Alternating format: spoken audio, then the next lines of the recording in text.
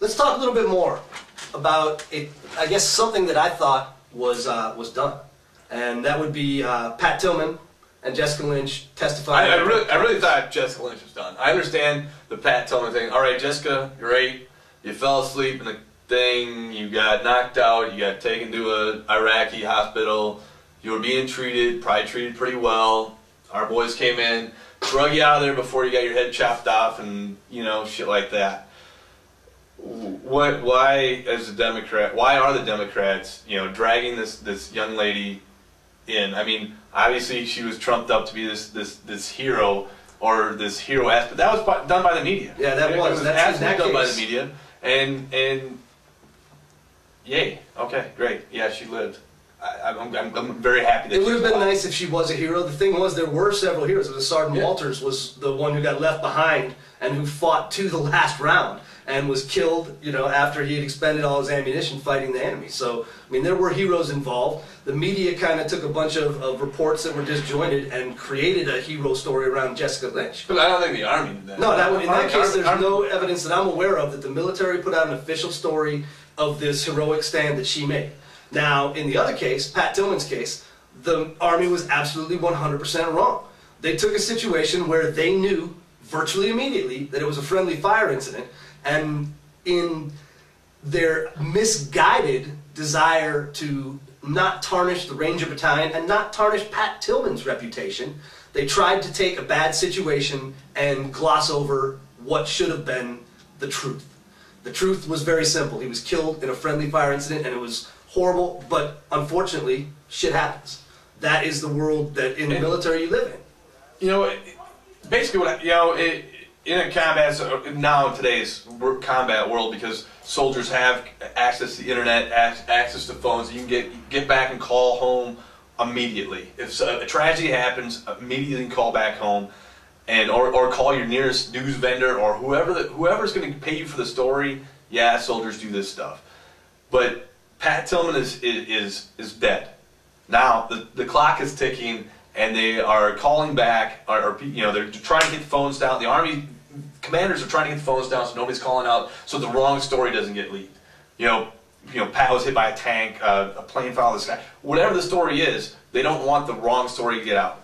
And I'm pretty sure they probably called the Pat Tillman family. I wasn't there, and they informed them that their son had died, and didn't give full disclosure. No, come on. In that case, they actively lied. They lied. You're talking the first 24 hours? I'm talking the first 24 hours.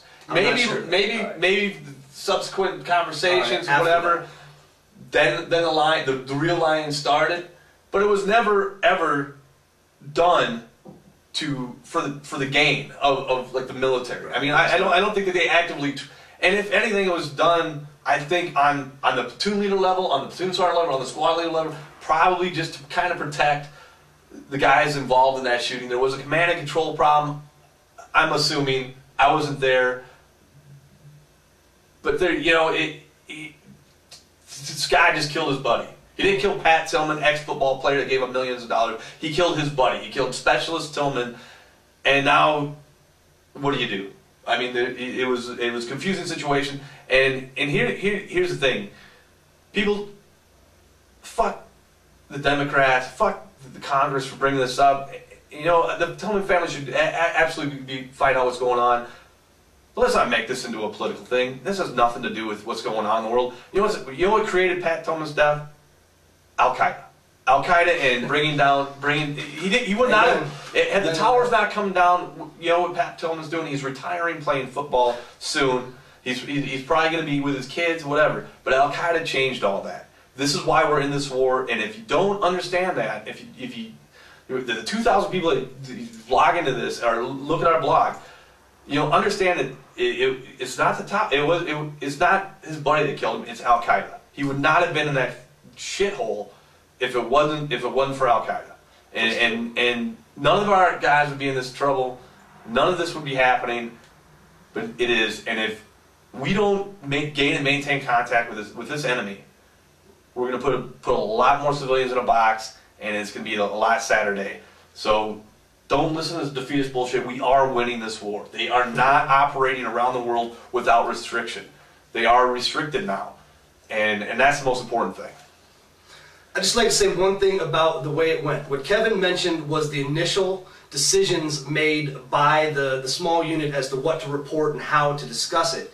And that's one thing when you're talking about the soldiers involved who just did. One of them killed one of their best friends. So you don't want that information to go out in a haphazard manner. Now after that, when the higher officers at command levels and up to flag officer, general officer level, they made conscious decisions to let a false story that they knew was false to be disseminated to the media as what had to the world and to the Tillman family, which was the shame and the disgraceful part of it, that this was what happened when in reality they knew something completely different had happened.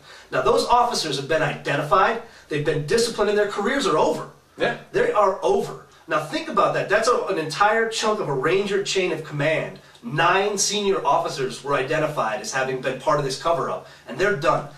That's a pretty high price to pay. They made horrible mistakes of judgment, but think about the loss of history and experience that goes with ending the careers of those men.